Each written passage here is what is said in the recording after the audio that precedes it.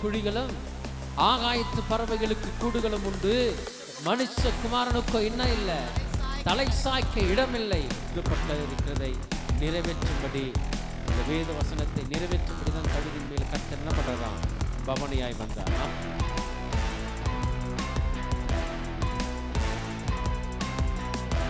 யாவரும் ஆச்சரியப்பட்டு இவர் யார் என்று விசாரிக்கிற அளவுக்கு அந்த எருசலேம் நகரமே என்னாச்சுன்னா துதிகளினாலே நிறைந்திருந்தது. ஆமென், ஹல்லேலூயா. அப்ப துதிகளினாலே நிறைந்திருக்கும் போதுதான் அந்த பட்டணத்தில் இருக்கிற ஜனங்கள் கேட்கிறார்கள், இவர் எருசலேமிலே வருகிற இவர் யார்? துதிகளின் மத்தியிலே வாசமாய் வருகிற இவர் யார்? இவரை கொண்டு உன்னதத்திலே தாவீதின் குமாரனுக்கு ஓசன்னா என்று பேசுகிற துதிக்கிற இவர் சொல்லுங்களேன். 2-3 பேர் தானா? இவர் யாரு என்று விசாரிக்கிறார்கள். அப்ப விசாரிக்கிற அளவுக்கு அந்த இடத்துல என்ன இருந்தது? என்ன இருந்தது? துதி இருந்தது. ஆமென். துதிக்கிற அளவுக்கு அவர் விசாரிக்கப்பட்டார். ஹல்லேலூயா, ஹல்லேலூயா, ஹல்லேலூயா. இவர் யார் என்று விசாரிக்கப்படும் போது அவர் எதன் மீது வருகிறார் என்று சொன்னா, அதே 21வது அதிகாரத்தில் 4வது வசனத்தில் வாசிக்கப்படும் போது, இதோ உன் ராஜா சாந்த குணம் உள்ளவராய் கழுதையின் மேலும் கழுதை குட்டியாகிய மரியின் மேலும் ஏறிக்கொண்டு உன்னிடத்திலே வருகிறார் என்று சீயோன் குமாரத்துக்கு சொல்லுங்கள் என்றார் என்று தீர்க்க தரிசனால் உரைக்கப்பட்டது நிறைவேறும்படி இதெல்லாம் நடந்தது. சீஷர்கள் போய் இயேசு தமக்கு கட்டளையிட்டபடியே என்ன பண்ணாங்கன்னா செய்து கழுதையும் குட்டியையும் என்ன பண்ணாங்க, அவிழ்த்து கொண்டு வந்து அவர் கழுதையின் மேல் தங்கள் வஸ்திரங்களை போட்டு அவரை என்ன பண்ணாங்க, ஏற்றினார்கள். ஆமென். ஆண்டவராக இயேசு கிறிஸ்து சொல்லியிருந்தார், உங்க நீங்க எதிரே இருக்கிற கிராமத்திற்கு போங்க, நீங்கள் போகும்போது ஒருவனும் ஒரு காலம் ஏறிராத ஒரு கழுதை குட்டியை கட்டியிருக்க காண்பீர்கள், அதை அவிழ்த்து கொண்டு வாருங்கள். ஏன் அவிழ்க்கிறீர்கள் என்று யாராவது கேட்டா இது ஆண்டவருக்கு வேண்டும் என்று சொல்லுங்க. அப்படி சொல்லப்படும் போது அவர்கள் என்ன பண்ணுவாங்க, அவங்கள விட்டு அனுப்பி விடுவான் அப்படின்னு சொல்லப்படும் போது இவர்களும் சீஷர்கள் என்ன பண்றாங்க, அவிழ்த்து கொண்டு வருகிறாங்க. அவிழ்த்து கொண்டு வரும்போது எல்லாரும் அந்த கழுதின் மேலே தங்களுடைய வஸ்திரங்களை போட்டு ஆண்டவராக இயேசு கிறிஸ்துவை என்ன பண்றாங்க, ஏறி உட்கார வச்சு அவரை பவனியாய் கொண்டு வரப்படும் போது தங்கள் வஸ்திரங்களை தரையில் என்ன பண்றாங்களா, விரிக்கிறார்கள். ஆமென். தரையில வஸ்திரங்களை மாத்திரமல்ல மரக்கிளைகளை என்ன பண்றாங்க, மரக்கிளைகளையும் வெட்டி வழியில் என்ன பண்ணாங்களாம், பரப்பினார்கள். மார்க் எழுதின சுவிசேஷம் 11வது அதிகாரத்தில் வாசிக்கலாம். மார்க் எழுதின சுவிசேஷம் 11வது அதிகாரத்தில் வாசிக்கப்படும் போது அந்த இடத்துல சொல்லப்படுகிறது,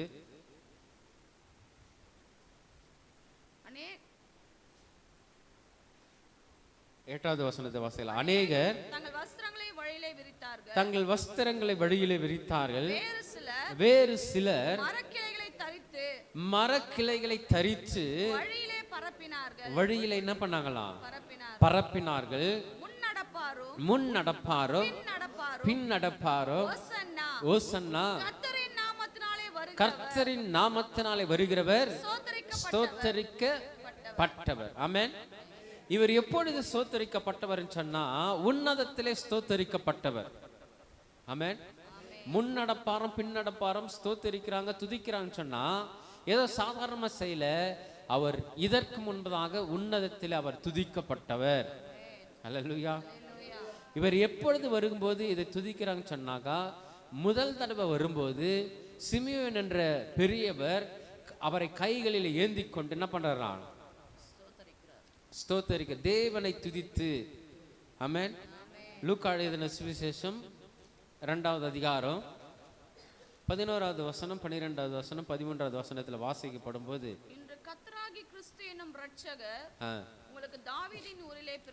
பரலோகத்தில் இருந்து தேவ தூதர்கள் வந்து என்ன பண்ணாங்கன்னாக்கா துதிச்சார்கள். ஆமென். சீக்கிரமா முடிச்சிடலாம். ஒரு 10 மினிட்ஸ்ல. ஆமென். பரலோகத்தில் இருந்து வந்த தேவதூதர்கள் இவர்கள் பிறந்த பொழுது உன்னதத்திலே தேவனுக்கு மகிமையும் பூமியிலே சமாதானமும். எதனாவது வசனம் அது? 14வது வசனம். உன்னதத்தில் இருக்கிற தேவனுக்கு மகிமையும் பூமியிலே சமாதானமும் மனுஷர் மேல் பிரியமும் உண்டாவதாக என்று சொல்லி தேவனை துதித்தார்கள். ஆமென். ஹல்லேலூயா. அவர் பரலோகத்தில் இருந்த சேனைகளாலே துதிக்கப்படத்தக்கவர். அவர் பிறந்த போது மேய்ப்பர்களுக்கு சுவிசேஷம் அறிவிக்கப்படும் போது அவர்கள் சொல்றாங்க, உன்னதத்திலே தேவனுக்கு, உன்னதத்தில் இருக்கிற தேவனுக்கு மகிமை. ஏன்னா அவர் பிறப்பின் நிமித்தம் தேவனுக்கு என்ன உண்டாச்சான்? மகிமை உண்டாச்சு. இரண்டாவது சொல்லப்படுகிறது, பூமியில என்ன உண்டாகுமா? சமாதானம் உண்டாகுமா? மனுஷர் மேல் என்ன வரும்? பிரியம் உண்டாகும். ஆமென். அவர் பிறப்பின் நிமித்தம் இதெல்லாம் நடக்கணும்னு சொல்லி தேவதூதர்கள் பரமசேனையின் திரள் வந்து என்ன பண்ணுதான்? வந்து தேவனை துதிக்கிறார்கள். ஆமென். அதே 2வது அதிகாரம் 25வது வசனத்தில் வாசிக்கப்படுகிறது. அப்பொழுது சிமியோன் என்னும் பேர் கொண்ட ஒரு மனுஷன் எருசலேமிலே இருந்தான். அவன் நீதியும் தேவ பக்தி உள்ளவனுமாய் இஸ்ரவேலில் ஆறுதல் வர காத்திருந்தவனுமாய் இருந்தான். அவன் மேல் யாரு இருந்ததா? பரிசுத்த ஆவி இருந்தார். அவனுக்கு ஒரு வாக்குத்தத்தம் பண்ணப்பட்டது. என்ன வாக்குத்தத்தம் சொன்னாக்கா, கர்த்தரின் கிறிஸ்துவை நீ காணும் முன்னே மரணமடைய மாட்டாய் என்று பரிசுத்த ஆவியினால் அவனுக்கு அறிவிக்கப்பட்டிருந்தது. அவன் ஆவியின் ஏவுதலினால இன்னைக்கு சபைக்கு நிறைய பேர் வராதது காரணமே ஆவியின் ஏவுதல் என்ன பண்ணல இல்ல. ஆமென். இன்னைக்கு நிறைய பேர் வர்றதுக்கு காரணம் என்ன உண்டுன்னா ஆவியானவரின் ஏவுதல் இருக்கிறது. ஆமென். இன்னைக்கு நாம சபைக்கு போகணும், கர்த்தரை துதிக்கணும், கர்த்தரை போற்றணும், கர்த்தருடைய வசனத்துக்கு நாம கேட்கணும். அதன்படி இந்த வாரம் முழுவதும் இந்த மாதம் முழுவதும் நம்ம என்ன பண்ணோம்? ஆமா, கேட்கறது மாத்திரமல்ல, அதை இருதயத்தில் வச்சு அதன்படி நடந்து தேவனுக்கு மகிமையை செலுத்த வேண்டும் என்று சொல்லிதான் நம்ம சபைக்கு வரும். இவன் கர்த்தருடைய ஏவுதலினாலே தேவாலயத்தில் வந்து இயேசு என்னும் பிள்ளைக்காக நியாய பிரமாண முறைமையின்படி செய்வதற்கு யார? ஆண்டவராக இயேசு கிறிஸ்துவை 8ஆம் நாளிலே விருத்த சேதனம் பண்ணும்படி அழைத்து கொண்டு வரும்போது, தூக்கி கொண்டு வரும்போது, இந்த சிமியோன் என்னும் பேர் கொண்ட ஒரு மனுஷன் கர்த்தருடைய ஆவியினால் ஏவப்பட்டு அவன் சபைக்கு வந்து நியாய பிரமாணத்தின்படி அவருக்கு என்ன பண்ணானா? உள்ளே கொண்டு வருகையில அவரை தன் கைகளில் ஏந்தி கொண்டு தேவனை ஸ்தோத்தரித்து. ஆமென். இவர் பிறக்கும் போதே ஸ்தோத்தரிக்கப்படத்தக்கப்பட்டவர். ஆமென்.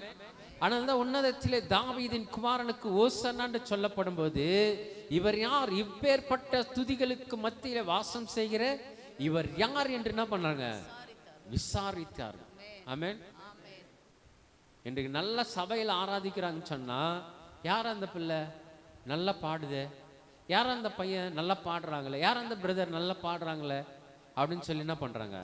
விசாரிக்கிறாங்க. அப்போ துதிகளின் மத்தியில நாம் எந்த அளவுக்கு துதிக்கிறோமோ அந்த அளவுக்கு கர்த்தரை விசாரிக்கிறது போல நம்ம என்ன பண்ணுவாங்க? விசாரிப்பாங்க. ஆமென். இவர் ஏன் விசாரித்தான்னு சொன்னா, எருசலேம் நகரமே என்ன பண்ணிச்சான்? துதிகளினாலே நிறைந்திருந்தது. ஆமென். அவர் அன்றைக்கு பவனியாய் வந்து இஸ்ரவேலிலே எருசலேமிலே ஒலிவ மலையில் என்ன பண்ணாராம்? ஏறி ஆலயத்தை பார்த்து நைட் என்ன பண்ணிட்டாரு?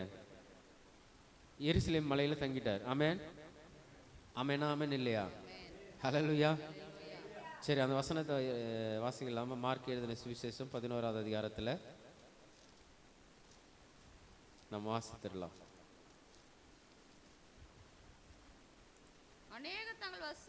பத்தாவது வசனம், 11வது வசனம். கர்த்தரின் நாமத்தினாலே வருகிற நம்முடைய பிதாவாகிய தாவீதின் ராஜ்யம் ஆசீர்வதிக்கப்படுவதாக உன்னதத்திலே ஓசன்னா என்று சொல்லி ஆர்ப்பரித்தார்கள். அப்பொழுது இயேசு எருசலேமுக்கு வந்து தேவாலயத்தில் பிரவேசித்து எல்லாவற்றும் சுற்றி பார்த்து சாயங்காலமான போது பன்னிரரோடு கூட மறுபடியும் எங்க போயிட்டாரு? அப்ப சாயங்காலம் வரைக்கும் அந்த துதி என்னாச்சாம்? கேட்டுக்கொண்டே இருந்தது. ஆமென். சாயங்காலம் ஆனபோது திரும்பவும் ஆண்டவர் பெத்தானியாவுக்கு என்ன பண்ணாராம்? திரும்பி போயிட்டார். அடுத்த வசனம் சொல்லுது, மறுநாளிலே அவர்கள் பெத்தானியாவிலிருந்து புறப்பட்டு வருகையில் அவருக்கு என்ன உண்டாயிற்றா? பசி உண்டாயிற்றான். ஆமென். பசி உண்டான போது தூரத்தில் ஒரு மரத்தை, அத்தி மரத்தை கண்டு அதில் ஏதாகிலும் கிடைக்குமா என்று சொல்லி என்ன பண்ணாராம்? பார்க்க வந்தார். அத்திப்பழ காலமாய் இராதபடினாலே அதிலே இலைகளே அல்லாமல் வேறொன்றையும் என்ன பண்ணல, காணவில்லை. ஏன் ஒரு அத்தி மரம் தான் இருக்குமா? அப்படி இல்லை. வடியில் இருந்த அத்தி மரங்கள் என்ன பண்ணப்பட்டதான்? வெட்டப்பட்டது. ஆமென். கிளைகளை எல்லாம் தரிச்சு என்ன பண்ணிட்டாங்கன்னா வழியில விரிச்சுட்டாங்க இல்லையா? அப்படி விரிக்கப்படும் போது எல்லா மரமும் என்ன ஆயிடுச்சு? கிளை தரிக்கப்பட்டு இருந்தது. ஆமென். ஆனா ஒரு மரம் மாத்திரம் என்ன இருந்தது? நின்று இருந்தது. அதுல தரிக்கப்படாத இருந்தது, கிளைகள் வெட்டப்படாத இருந்தது. அந்த மரத்தை கண்டு இதுல ஏதாகிலும் ஒரு கனி கிடைக்குமா என்று சொல்லி என்ன பண்ணாரு? கர்த்தர் ஆண்டவராக இயேசு கிறிஸ்து வந்து பார்த்தார். வந்து பார்த்த உடனே அது இலை தான் இருந்தது, தவிர என்ன இல்லை? கனி இல்லை. ஆமென். ஹல்லேலூயா, ஹல்லேலூயா, ஹல்லேலூயா. அப்ப கனி இல்லாத வாழ்க்கை இருந்தா அது வேஸ்ட். ஆமென், ஹல்லேலூயா. அப்படி சொல்லி தேவன் கர்த்தர் சொல்றாரு, இனிமேல் உன்னிடத்திலிருந்து ஒருவன ஒரு கனி என்ன பண்ண மாட்டான்? புசிக்காது இருப்பதாக சொல்லப்படும் போது இவர் எருசலேமுக்கு போறார். எருசலேமில் தேவாலயத்தில் பிரவேசிக்கப்படும் போது தேவாலயத்தில் என்ன பண்றாங்கன்னு சொன்னா விற்கிறவர்களையும் கொல்லுகிறவர்களையும் துரத்திவிட்டு காசுக்காருடைய பலகையிலையும் புறா விற்கிறவர்களையும் ஆசனங்களையும் கவிழ்த்து ஒருவனும் தேவாலயத்தின் வழியாக யாதொரு பண்டத்தையும் கொண்டு போக விடாமல் என்னுடைய வீடு எல்லா ஜனங்களுக்கு என்னவா இருக்கிறதா? ஜப வீடு எனப்படும். ஆமென், ஆமென், ஆமென். இல்லையா? நல்ல கவனிக்கிறீங்களா? ஜப ஆலயத்தில் என்ன இருக்குதுன்னா சாப்பிடக்கூடிய பண்டங்கள் இருக்கிறது, சாப்பிடக்கூடிய அனைத்து பொருட்களும் இருக்கிறது, அங்க வியாபாரம் இருக்கிறது. அங்க வியாபாரம் பண்ணுகிறார்கள், விற்கிறார்கள், புறா விற்கிறார்கள், மாடுகளை விற்கிறாங்க, ஆடுகளை விற்கிறாங்க. இவருக்கு பசி உண்டானதுன்னா அங்க போய் என்ன பண்ணலாம்? வாங்கி சாப்பிடலாம். ஆனா அங்க என்ன இல்லையா? அங்க என்ன பண்றாராம் அவர்? என்னக்கா எல்லாரும் ஒரு சாட்டை எடுத்துக்கொண்டு எல்லாரும் கவிழ்த்து போடுறாரு. எல்லாவற்றையும் கவிழ்த்து போட்டு என்னுடைய வீடு என்னவா இருக்கிறது? ஜப வீடு இருக்கு. நல்லா கவனிக்கிறீங்களா? கனியே இல்லாத இடத்துல போய் கனியை பார்க்கிறவரு, கனி இருக்கிற புசிக்கிற இடத்துல ஆலயத்துல கனி இருக்கிறது. ஆனா அங்க என்ன பண்றாருன்னா எல்லாத்தையும் விரட்டி அடிக்கிறார்.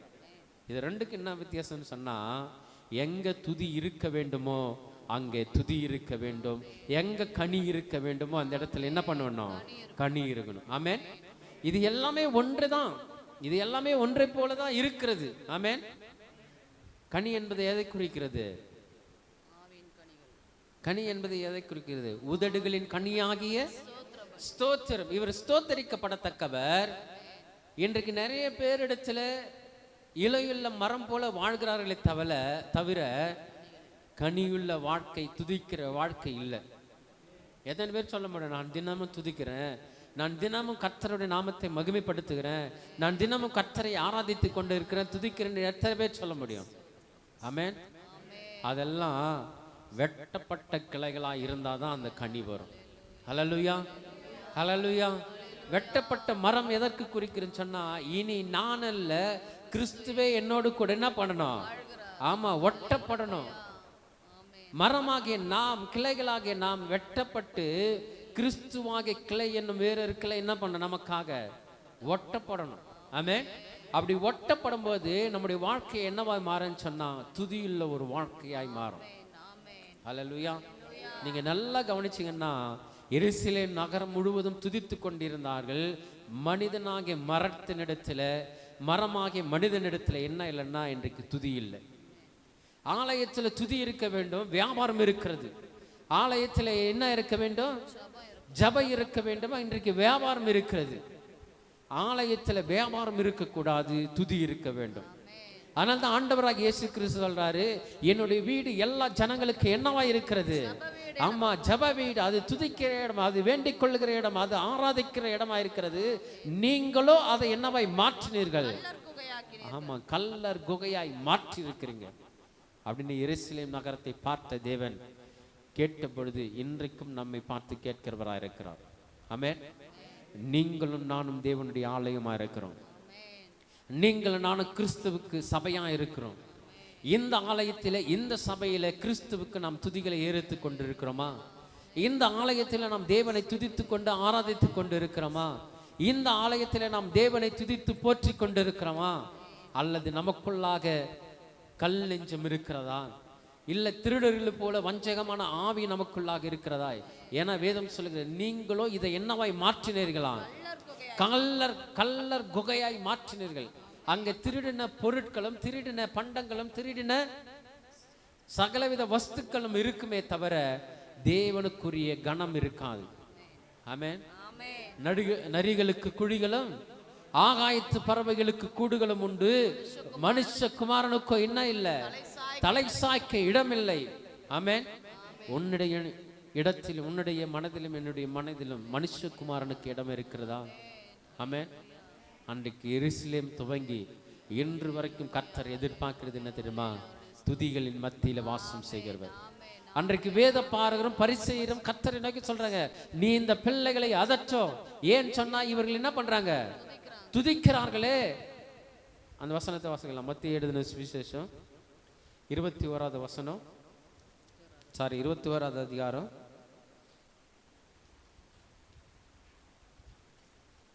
அவர் செய்த அதிசயங்களையும் அவர் செய்த அதிசயங்களையும் தாவீதின் குமாரனுக்கு ஓசன்னா என்று தேவ ஆலயத்தில் ஆர்ப்பரிக்கிற பிள்ளைகளையும் பிரதான ஆசாரியரும் வேத பாரகரும் கண்டு கோபம் அடைந்தார்கள். அவரை நோக்கி இவர்கள் சொல்லுகிறதை கேட்கிறீரோ என்றார்கள். அதற்கு இயேசு ஆம் கேட்கிறேன். குழந்தைகளுடைய வாயினாலும் பாலகருடைய வாயினாலும் துதி உண்டாகும்படி செய்வேன் என்று என்பதை நீர் ஒரு காலம் வாசிக்கவில்லையா? நீர் வேத பாரகன் தானே, நீர் பரிசேயர் தானே, நீ வேதங்களை போதிக்கிறவர் தானே. துதிகளில் யார் மூலமா? பாலகர்கள் மூலமாக குழந்தைகளுடைய வாயிலே துதி உண்டாகும்படி செய்வேன் என்று எழுதியிருக்கிற வசனத்தை நீ வாசிக்கவில்லையா? ஆமென். அப்ப கர்த்தருக்குரியது எதுதான்? துதிதான். ஆமென். ஹல்லேலூயா. நம்முடைய சரீரத்தில், நம்முடைய வாழ்க்கையில, நம்முடைய இருதயத்தில் இருக்கிற எல்லா தீமைகளையும் நம்ம என்ன பண்ணோம்? ஒரு மரத்தில் கிளை வெட்டப்படுகிறது போல வெட்டணும். ஆமென். எப்போ நாம் நம்மை நாமே வெட்டுகிறோமோ, வேதம் சொல்லுகிறது, உனக்கு கண் இடரல் உண்டாக்கினா அது என்ன பண்ண? பிடுங்கி போடு. உன் கால் உனக்கு இடரல் உண்டாக்கினா என்ன பண்ணு? அதை தரித்து போடு. நீ 2 காலுடன் பரலோக ராஜ்யத்தில் பிரவேசிப்பதை பார்க்கலாம், ஒற்றை காலுடன் என்ன பண்ண? ஆமா, பரலோக ராஜ்யத்தில் பிரவேசின்னு சொல்லப்பட்டிருக்கிறது. ஆனா நமக்கு தேவையானதை நாம் வெட்டுகிறோமா? நம்முடைய சிந்தையை நம்முடைய சிந்தையிலிருந்து உலகத்தின் காரியத்தை நாம் வெட்டுகிறோமா? இல்லையே. கர்த்தர் இதை என்ன பண்ணு? தரித்து போடு. இதை தரித்து போட்டு எதை நிரப்பினாங்க? துதியை நிரப்பணும். கர்த்தருடைய துதியை நிரப்பணும். உன்னதத்தில் தாவீதின் குமாரனாகிய ஆண்டவராகிய இயேசு கிறிஸ்துவுக்கு என்ன சொல்லணும்? ஓசன்னான்னு சொல்லி கர்த்தருடைய நாமத்தை என்ன பண்ணணும்?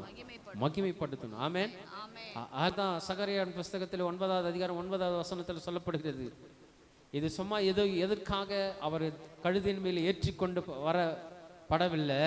இது தீர்க்கதரிசியின் மூலமாக எழுதப்பட்ட இருக்கிறதை நிறைவேற்றும்படி, இந்த வேத வசனத்தை நிறைவேற்றும்படி தான் கழுதின் மேல் கர்த்தர் என்ன பண்றாரா?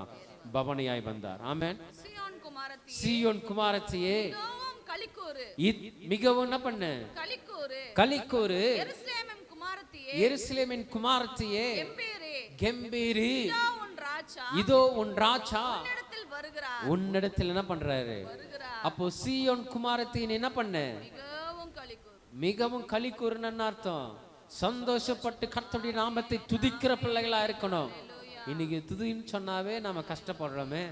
துதின்னு சொல்லுவதற்கு நீங்க துதிங்கன்னு சொல்லுவதற்கு ஒரு சாட்டை எடுத்து அதில் ஒரு ஊசி குத்தி துதின்னு ஒருத்தர் என்ன பண்ண சொல்ல வேண்டியதா இருக்குது. ஆமா, குத்தி சொல்ல வேண்டியதா இருக்குது. ஆமென். துதிகளின் மத்தியில வாசம் செய்கிறவர் கர்த்தர். ஆமென். தீர்க்கதரிசி என்ன தன்மை எழுதி வச்சிருக்கிறார்? சீயோன் குமாரத்தையே மிகவும் என்ன பண்ணு? களிக்கூறு. எருசலேமின் குமாரத்தையே கம்பீரத்து பாடு. ஆமென். இன்னைக்கு பாடுவதற்கே ஆட்கள் இல்லை. நான் நம்மை குறித்து சொல்லல, அநேக இடங்களில் பாடுவதற்கு என்ன இல்லை? ஆட்கள் இல்லை. பாடுவதற்கு கர்த்தரை உயர்த்தி பாடுவதற்கு என்ன இல்லை? ஒரு நல்ல எண்ணம் இல்லை. நம்ம ஏன் போய் பாடணும்? அவங்களே என்ன பண்ணிட்டோம்?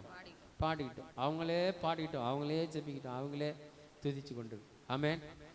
ஒவ்வொருத்தரும் இருதயத்தையும் கர்த்தர் என்ன பண்றவாரு? ஆராய்ந்து அறிந்திருக்கிறவர். ஆமென். அப்போ சீயோன் குமாரத்தியாக நீங்களும் நானும் என்ன பண்ணோம்? கர்த்தரை மிகவும் கம்பீரத்தை என்ன பண்ணுமா? பாடணும். ஆமென். அடுத்ததாக சொல்லப்படுகிறது, அவர் எப்பேற்பட்டவர்? நீதி உள்ளவரும் ரட்சிக்கிறவரும் தாழ்மை உள்ளவரும் கழுதையின் மேலும் கழுதை குட்டியாக மரியின் மேலும் ஏறி வருகிறோமாய் இருக்கிறார்.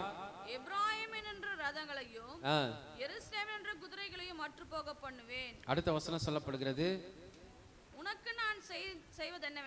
உனக்கு நான் செய்வது என்னவென்றால் தண்ணீர் இல்லாத குழியிலே அடைப்பட்டிருக்கிற உன்னுடையவர்களை நான் என் உடன்படிக்கையின் ரத்தத்தினால் என்ன பண்ணுவேன்? விடுதலை பண்ணுவேன். ஆமென். உனக்காகவும் எனக்காகவும் இந்த கழுதையின் மேல பவனியாய் வந்த தலைவர் என்ன சொல்றான்னு சொன்னா, உனக்காக ஒரு புதிய உடன்படிக்கையை நான் என்ன பண்ணுவேன்? ஏற்படுத்துவேன். அது என்ன உடன்படிக்கைன்னு சொன்னா, என் ரத்தத்தினால் ஆகிய உடன்படிக்கை. என் ரத்தத்தை கொண்டு என்ன பண்ணுவேன்? விடுதலை பண்ணுவேன். ஆமென்.